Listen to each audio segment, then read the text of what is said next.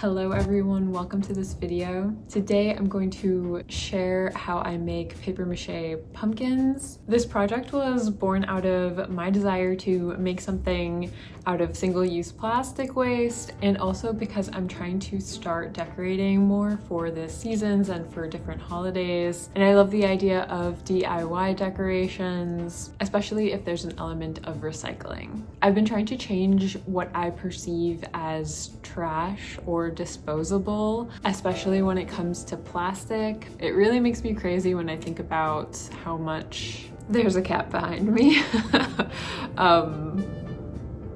It really makes me crazy to think about how much plastic waste I produce. The products I use, the containers they come in tend to be plastic, and those will just go to a landfill. And I'm an artist and I love creative challenges. Figuring out a way to see plastic bottles as a material instead of trash is exciting to me. That being said, I would prefer to just find an alternative to single-use plastic. Like, I do try to go to a local refill store as much as I can for certain things, or I like that now I can switch over from laundry detergent to like laundry sheets that just come in a paper box, and those seem to be a bit more environmentally friendly. But for all the other things that come in plastic, I've been trying to save and clean all of the plastic bottles that I otherwise would have thrown out. Despite Lewis and I's endeavors to reduce our plastic waste, we still generate quite a bit of single-use plastic waste. Now I'm going to show you how I transform them into pumpkins. Here's an assortment of my plastic waste. Once I've cleaned and dried them, I fill the containers with more trash, like nets that fruits and vegetables are sold in, fabric scraps, wrappers, plastic tabs on bread bags, you know, the plastic crates that like cherry tomatoes come in. I cut those up into smaller plastic bits and then stuff them inside the containers. Really, any kind of dry plastic waste that I can remember to hold onto, I will stuff inside these, and this gives the containers a bit of sturdiness and weight to them.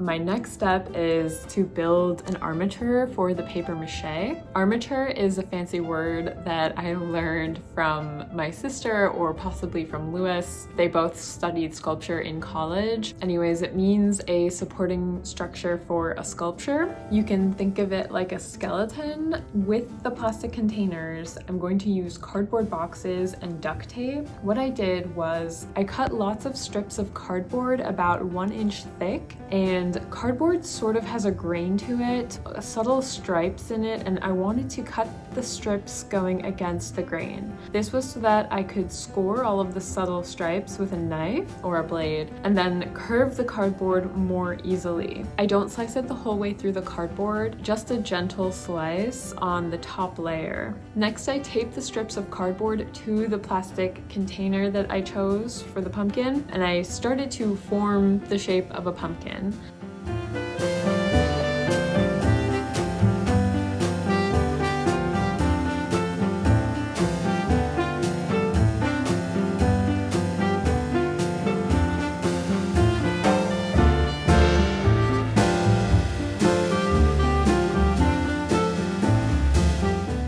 Like most of my projects, I'm just kind of eyeballing it here. I wasn't being too precious about the accuracy, I suppose, especially because I had never tested this idea out before, so I was just kind of seeing what happens. I'm really just like messing around and having fun. I also love seeing wonky pumpkins out and about during this time of year, so I was not aiming for perfection. I think it's cute if they're a little bit crooked.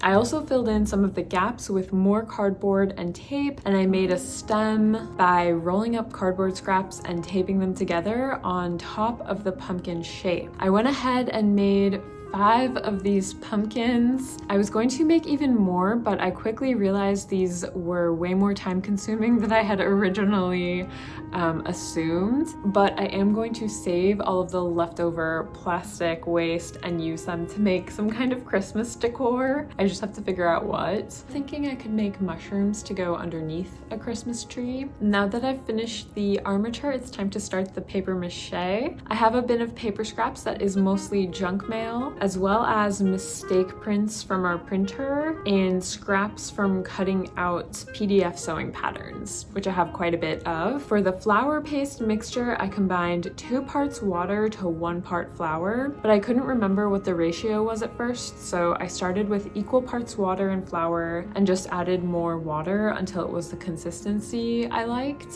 Now I'm going to cover all the cardboard and tape with a thin layer of papier-mâché. That's the paper dipped into the flour mixture. When I dip the paper, I fully coat it, but try to wipe off as much as I can of the paste. I don't want it to be too gloopy because I want it to dry nicely, and I also want to eliminate any possibility of there being mold. So the thinner the layers, the faster it's going to dry out and the more successfully it's going to dry out.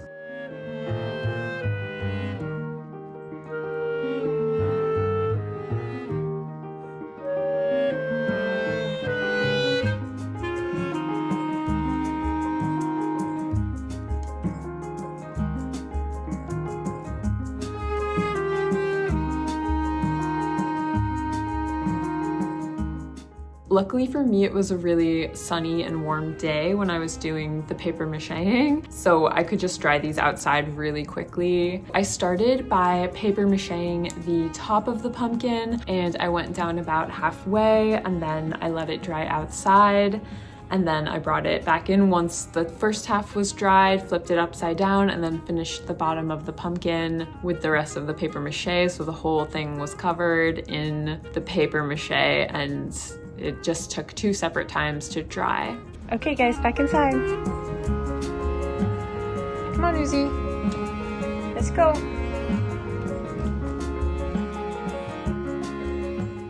I'm going to start by painting them all a coat of white paint, sort of like a primer. It's just kind of nice to do a fresh coat of white.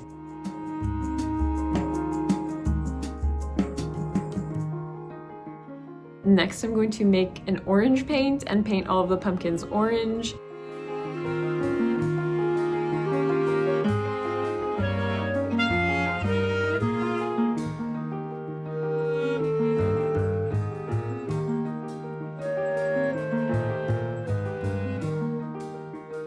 I wasn't sure what I wanted to do decoration-wise, and by the time I got around to the painting portion of the pumpkins, I was kind of over the whole project. It was really time-consuming. Like, I think it took me over a week to do all of this between making the structures, papier-mâchéing, and then painting them. So now that I'm at the painting stage, my original idea was to do tons of symbols and motifs all over them, like black cats and bats and spiders and other Halloween inspired symbols. And then I decided that I did not have the stamina for that, so instead I mostly focused on just doing classic jack-o'-lantern faces, which I think came out really cute.